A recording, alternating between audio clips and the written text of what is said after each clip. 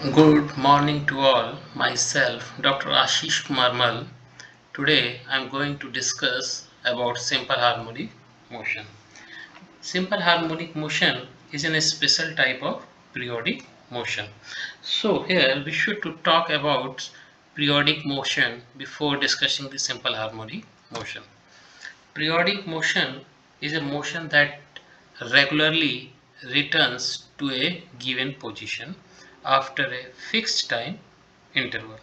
In another sense, we can say a motion that repeats itself after equal intervals of time is known as periodic motion. A simple harmonic motion is a particular type of periodic motion where the restoring force on the moving object is directly proportional to the magnitude of the object's displacement, and it always acts towards the object's equilibrium position. The motion of an object connected to a spring is a good example to explore the periodic motion. Here, this is in a graph that explore the periodic motion. In first case, before discussing the case, we will explain the here. This is the spring. One end of the spring is attached with the wall, and the second end of the spring is attached to the block of mass m. X is equal to 0 is it the equilibrium position of the spring. In case first, when the block is displaced to the right of the equilibrium, then the force exerted by this spring acts to the left. यहाँ पे क्या किया गया है कि जो m block है उसको उसकी equilibrium position x equal to 0 से खींचकर राइट की तरफ डिस्प्लेस कर दिया गया है x डिस्प्लेसमेंट डिस्टेंस तक from its equilibrium position x equal to 0 से। तो स्प्रिंग के द्वारा जो फोर्स एक्सर्ट होगा वो लेफ्ट की तरफ लगेगा। सेकंड केस में क्या है, when the block is at its equilibrium position the force exerted by the spring is 0। अगर ब्लॉक पे किसी भी प्रकार का फोर्स नहीं लगाया जा रहा है, ना उसको लेफ्ट की तरफ मूव कराया जा रहा है ना राइट की तरफ मूव कराया जा रहा है, उसको उसकी इक्विलिब्रियम पोजीशन पे ही रखा गया है, तब स्प्रिंग के द्वारा कोई भी फोर्स एक्सर्टेड नहीं होगा। ठीक है। थर्ड केस में क्या किया गया है कि ब्लॉक को उसकी इक्विलिब्रियम पोजीशन से लेफ्ट की तरफ प्रेस्ड कर दिया गया है। कितना प्रेस किया गया है, x डिस्टेंस प्रेस किया गया है from its equilibrium position x is equal to 0 से। तो स्प्रिंग के द्वारा जो फोर्स एक्सर्ट हुआ वो आपका राइट की तरफ हो रहा है। ओके, स्टेटमेंट क्या है, when the block is displaced to the left of the equilibrium position then the force exerted by the spring will act to the right. Okay, then in that sequence what is the Hooke's law? Basically Hooke's law states that the strain of the material is proportional to the applied stress within the elastic limit of that material. Hooke's law ये कहता है कि जो material के अंदर strain develop होता है वो उस पर अप्लाइड स्ट्रेस के प्रोपोर्शनल होता है, but with in the elastic limit of the material, मतलब उस मटेरियल की इलास्टिक लिमिट के अंतर्गत। क्या होगा अगर फोर्स को इतना लगा दिया जाए कि वो उसके इलास्टिक लिमिट से बाहर चले जाए, तो बेसिकली क्या होता है, मटेरियल आपका प्लास्टिक रीजन में चले जाता है जो कि एक इन इलास्टिक रीजन होता है जहाँ पे आपका मटेरियल वापस से अपनी एग्जैक्ट शेप एंड पोजीशन को रीगेन नहीं कर पाता है। और प्लास्टिक रीजन के बाद बेसिकली ब्रेकडाउन रीजन होता है जिसमें आपका मटेरियल दो भागों में या उससे अधिक भागों में टूट जाता है। ओके, तो from Hooke's law we can write the equation in case of spring Fs is equal to minus kx F S यहाँ पे आपका रिस्टोरिंग फोर्स है, के आपका फोर्स कांस्टेंट है, एक्स आपका डिस्प्लेसमेंट है। ठीक है, तो जो प्रॉपर्टीज है रिस्टोरिंग फोर्स की वो क्या है, it is always directed towards the equilibrium position, मतलब ये हमेशा आपकी इक्विलिब्रियम पोजीशन की तरफ ही लगेगा। ठीक है, सेकंड क्या है, it is always opposite the displacement from the equilibrium. ठीक है, तो रिस्टोरिंग फोर्स की डायरेक्शन हमेशा अपोजिट होगी उस डायरेक्शन के जिस डायरेक्शन में आपका ऑब्जेक्ट डिस्प्लेस कराया जाएगा उसकी इक्विलिब्रियम पोजीशन से। ओके, इसी सीक्वेंस में हम लोग डिस्कस करेंगे what is the restoring force for a surface water wave. एक सरफेस वाटर वेव है, उसमें रिस्टोरिंग फोर्स क्या होता है। ठीक है, तो सपोज करिए when the water level is at its maximum height, so there is a force directed downwards. However, when the water level is at its minimum position, then there is a force directed upwards. तो जो downward और upward forces है, जो ये दो cases हैं, in both cases this force is called the restoring force. Here the restoring force is the water surface tension. जो water का सरफेस टेंशन होता है ना, वही यहाँ पे उसका रीस्टोरिंग फोर्स है, जिसके वजह से आपको क्या होता है, which causes the wave to have a rounded shape of crest and V shaped of trough. Spring mass system, जैसे अभी हमने डिस्कस किया केस 1, अगर आप ब्लॉक को राइट की तरफ डिस्प्लेस कर देते हैं from its equilibrium position x equal to 0, the force exerted by the spring will act towards the left, means position positive तो रीस्टोरिंग फोर्स इज नेगेटिव।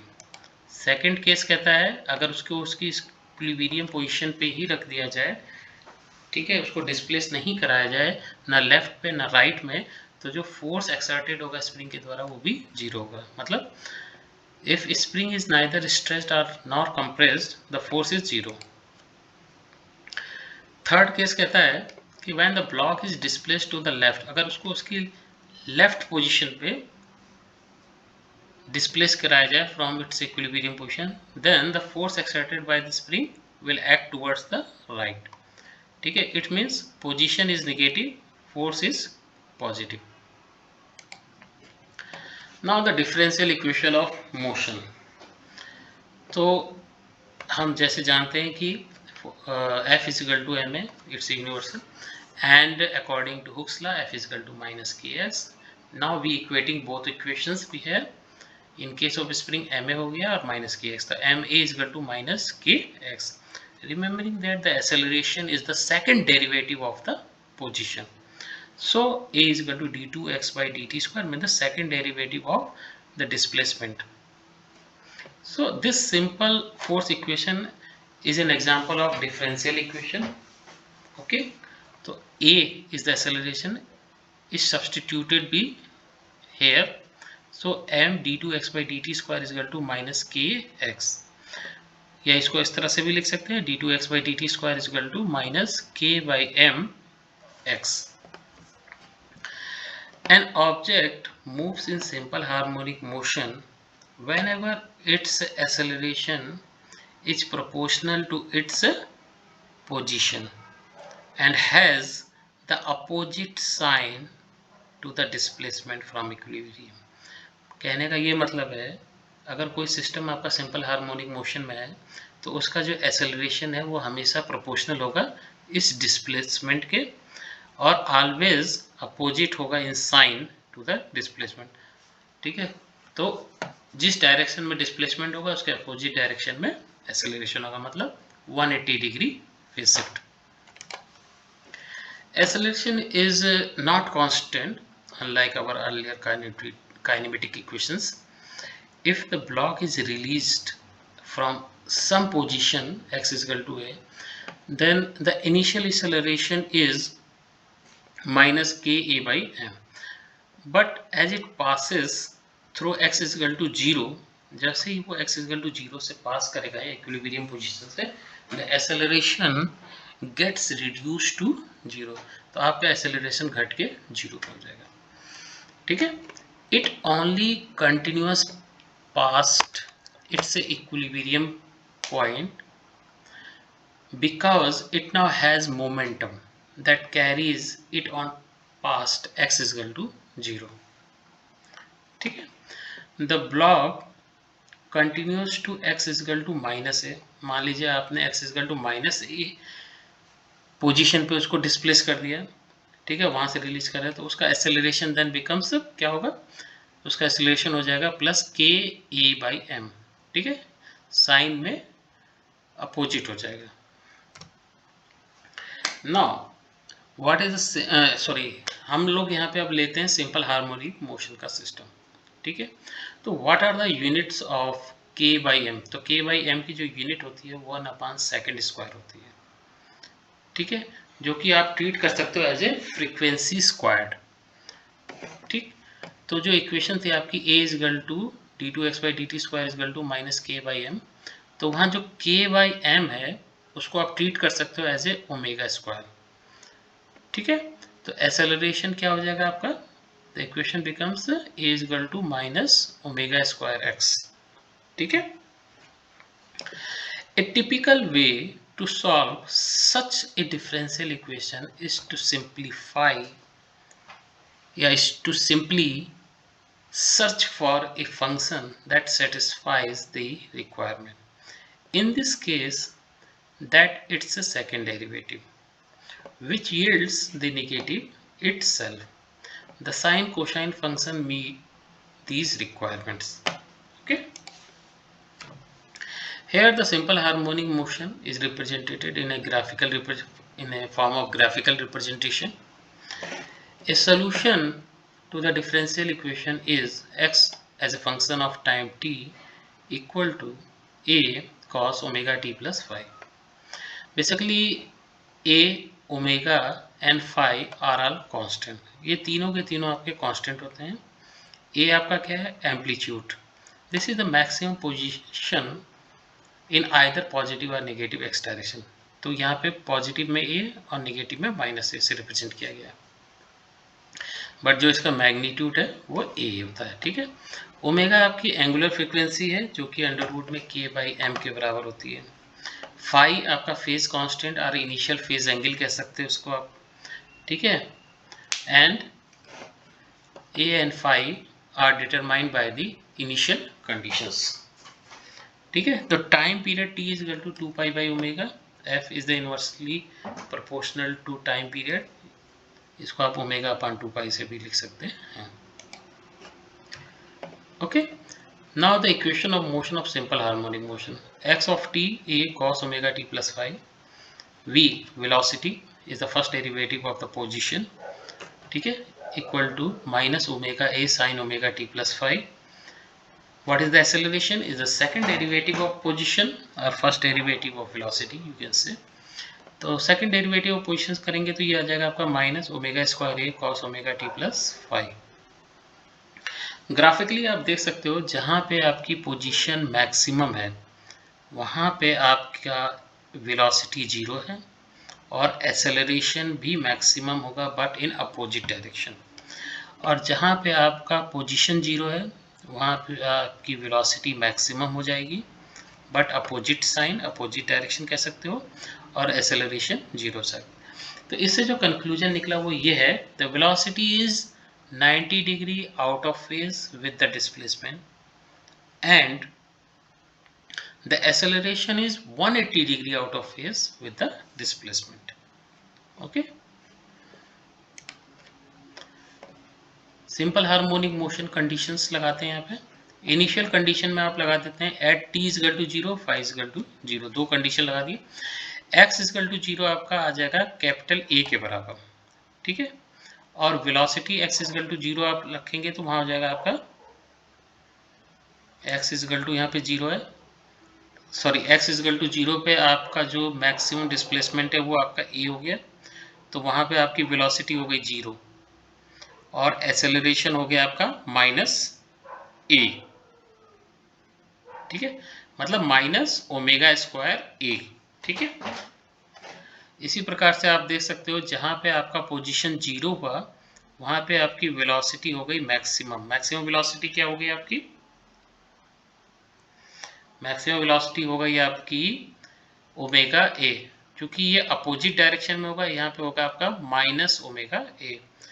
और उसके बाद वन इंटरवल के बाद आप देखेंगे, सॉरी हाफ इंटरवल के बाद देखेंगे, जब x इक्वल टू जीरो यहाँ पे है तो यहाँ पे भी आप देखेंगे तो आपका जो वेलोसिटी है वो मैक्सिमम होगी और प्लस ओमेगा ए होगी, ठीक है। तो x इक्वल टू जीरो पे ये आपकी प्लस और माइनस दोनों होगा ओमेगा ए के बराबर। But this is not same in the case of acceleration. Acceleration is only maximum but in opposite sense when the position it goes to maximum। जैसे plus ए पे अगर ये प्लस ए तक है तो ये एक्सेलरेशन माइनस ओमेगा स्क्वायर ए के बराबर हो गया, ठीक है। यहाँ तक समझ में आ गया। इसके आगे देखते हैं energy of simple harmonic oscillator. The spring force is a conservative force, so in a fractionless system the energy is constant। Energy के बारे में हम जैसे जानते हैं एनर्जी कांट बी क्रिएटेड और कांट बी डिस्ट्रॉयड। तो एनर्जी को ना क्रिएट किया जा सकता है ना डिस्ट्रॉय किया जा सकता है। It always transformed from one kind to another kind, ठीक है। एक फॉर्म से दूसरे फॉर्म में ये हमेशा चेंज होती रहती है, ठीक है। तो काइनेटिक एनर्जी निकाल सकते हैं आप सिंपल हार्मोनिक ऑक्सीलेटर के लिए। तो this is half M omega square, sorry half M V square, half M V square. V क्या था आपका D X by D T equal to minus omega A sine omega T plus five, ठीक है। इसको यहाँ put up कर दीजिए तो half M omega square A square sine square omega T plus five. इसी सेंस में potential energy, the spring potential energy U equal to half K X square. X of T था आपका A cos omega T plus five, ठीक है। तो half K A square cos square omega T plus five, ठीक। K क्या था आपका? के आपका एम ओमेगा स्क्वायर के बराबर था, ठीक है। तो then the total energy is just equal to K plus U equal to half K A square is a constant, ठीक है। तो जो टोटल एनर्जी आया वो आपका एक कांस्टेंट वैल्यू आई जिसकी वैल्यू है हाफ के ए स्क्वायर। अब इसको ग्राफिकली देख सकते हैं। The transfer of energy of, जैसे हमने बताया कि energy one kind of form से अनदर काइंड ऑफ फॉर्म में चेंज होती है, तो यहाँ पे बेसिकली जो एनर्जी आपकी ट्रांसफर होती है वो काइनेटिक एनर्जी से पोटेंशियल एनर्जी में और पोटेंशियल एनर्जी से काइनेटिक एनर्जी में होती है, ठीक है। तो आप यहाँ देख सकते हो कि जो total energy is constant at all times and is equal to half k a square, मतलब is proportional to the square of the amplitude. Energy is continuously being transformed between potential energy that is stored in the spring and kinetic energy of the block। मतलब potential energy जो store हो रही है spring में उससे जो block था उसकी काइनेटिक एनर्जी में, ठीक है, ट्रांसफॉर्म होती है, ठीक। तो यहाँ पे इसका एक ग्राफिकल रिप्रेजेंटेशन दिया है। जो ये ऑरेंज कलर का है वो आपका पोटेंशियल एनर्जी का ग्राफ प्लॉट कर रहा है और blue one will represents the kinetic energy graph. तो जहाँ पे पोटेंशियल एनर्जी आपकी मिनिमम हो रही है वहीं पे आप देखेंगे कि आपकी काइनेटिक एनर्जी मैक्सिमम हो रही है। और इसका जो मैक्सिमम पार्ट है पोटेंशियल और काइनेटिक एनर्जी का वो आपका वैल्यू किसके बराबर हो रही है? हाफ के ए स्क्वायर, ठीक है। अब यहाँ पे इस फिगर को देखिए, ये फिगर आपका साफ साफ दिखा रहा है कि ये जो ग्राफ है वो माइनस ए से प्लस ए डिस्प्लेसमेंट के बीच में है, ठीक। और ये वाला आपका सेम डिस्प्लेसमेंट के बीच में है। तो जहाँ पे आपका मैक्सिमम डिस्प्लेसमेंट था वहाँ पे आपकी वेलोसिटी जीरो होती थी। क्योंकि वेलोसिटी जीरो है तो काइनेटिक एनर्जी जीरो हो गई। तो जब काइनेटिक एनर्जी जीरो हो गई तो वहाँ पे आपकी पोटेंशियल एनर्जी मैक्सिमम हो जा रही है, ठीक है। सिमिलरली आपकी माइनस ए पे थी, माइनस ए पे भी आपकी वेलोसिटी जीरो तो काइनेटिक एनर्जी जीरो, वहाँ पे पोटेंशियल एनर्जी आपकी मैक्सिमम हो गई, ठीक है। Now, in the last but not the least, we will discuss the case of simple pendulum. Simple pendulum में बेसिकली एक रस्सी होती है, that's a string called, that string is attached with the top of the wall and the another end of the string is attached with the bob of mass m. ठीक है, and that we displace from the its equilibrium position to the right. ठीक है, इस Bob को इसकी equilibrium position से small angle of theta से displace कर दिया जाता है राइट की तरफ. ठीक है, इस बॉब का मास m है, इस स्ट्रिंग जो रस्सी है इसकी जो लेंथ है वो l है. जब आप इसको स्मॉल एंगल से डिस्प्लेस करते हैं तो ये एक आर्क बनाता है. ये आर्क बेसिकली एक सर्किल का होता है और उस सर्किल का जो रेडियस है r वो यहाँ पे आपका उसकी लेंथ के बराबर होता है, उस स्ट्रिंग या रस्सी की लेंथ के बराबर होता है जो कि यहाँ पे l है. तो r आपका अल्फा r आपका l के बराबर होगा. ठीक है, ये आपका थीटा इजकल टू 0 वाली लाइन है. थीटा इजकल टू 0 आपकी इक्विलिब्रियम पोजीशन है बेसिकली. ठीक है, जब आप उसको इसकी इक्विलिब्रियम पोजीशन से डिस्प्लेस करते हो यहाँ पे, तो इस पे दो तरह के फोर्स काम करते हैं. एक है ग्रेविटेशनल फोर्स जो कि सीधा नीचे की तरफ लग रहा है mg, और इस बॉल के कारण एक फोर्स लग रहा है जिसको हम लोग कहते हैं टेंशन. ठीक है, वो इस स्ट्रिंग में अपवर्ड डायरेक्शन में जा रहा है जहां से वो रस्सी हुक के द्वारा अटैच की गई है. ठीक है, तो ये जो टेंशन है दैट टेंजेंशियल दिस टेंशन या जिस फोर्स जो है ये आपका इसके जो mg का है वो बाइफर्गेट हो जाएगा दो पार्ट में, टेंजेंशियल एंड लॉन्गिट्यूडनल पार्ट में. तो mg cos थीटा में हो गया और mg sin थीटा में हो गया. तो ये जो t है ये बैलेंस कर लेगा mg cos थीटा को. ठीक है, तो t इक्वल टू हो जाएगा आपका mg cos थीटा. ठीक, और ये जो mg sin थीटा है बेसिकली ये आपका रीस्टोरिंग फोर्स है. ठीक है, ये आप कह सकते हो the tangential component of the gravitational force is the restoring force. तो mg sin थीटा बेसिकली आपका एक रीस्टोरिंग फोर्स हो गया. ठीक, टेंजेंशियल एक्सेलरेशन क्या होता है, हम जानते हैं कि टेंजेंशियल और एंगुलर एक्सेलरेशन के बीच में एक रिलेशन होता है a is equal to are alpha. ठीक है, तो ए टी टेंजेंशियल रिप्रेजेंट कर रहा है, A equal to are alpha. R क्या है, आर आपका रेडियस ऑफ द आर्क था ना, तो वो आपका एल के बराबर हो गया, ये एल हो गया. अल्फा आपका है एंगुलर एक्सेलरेशन जो कि आपका हो गया d two theta by D t square. ठीक, तो that l d two theta by D t square आपका किसके बराबर हो जाएगा, जी साइन थीटा के बराबर. या आप कह सकते हो कि ये जो force m g sine theta है वो आपका इक्विलिब्रियम पोजीशन की तरफ लग रहा है और जो आपका टेंजेंशियल एक्सेलरेशन है वो भी आपका इक्विलिब्रियम पोजीशन की तरफ ही लगेगा. ठीक है, तो आप ये कह सकते हो कि that m l d two theta by D t square equal to minus m g sine theta. M से एम कैंसिल हो जाएगा तो d two theta by D t square is equal minus g by l sine theta के बराबर हो जाएगा. That equal to minus g by l theta. तो sine theta को आप थीटा लिख सकते हो फॉर स्मॉल थीटा के लिए. साइन थीटा हम जानते हैं theta minus theta cube by factorial 3 plus theta की 5 पावर 5 बाई फैक्टोरियल 5. तो for small theta sine theta is reduce to theta. ठीक है, the equation for simple pendulum is same form as for this spring. ठीक है, with solution theta is a function of t, theta maximum cos omega t plus 5. तो angular frequency we can write we here omega is equal to under root में g by l. तो आप इसको यहाँ लिख सकते हो g by l omega square के बराबर. ठीक है, तो omega is equal to under root में g by l हो गया. तो time period t is equal to 2 pi by omega is equal to 2 pi under root में l बाई g. ठीक है, in summary that time period and frequency जो भी कह लीजिए, टाइम पीरियड और frequency of simple pendulum it only depends on the length of the string and acceleration due to gravity. The time period is independent of mass.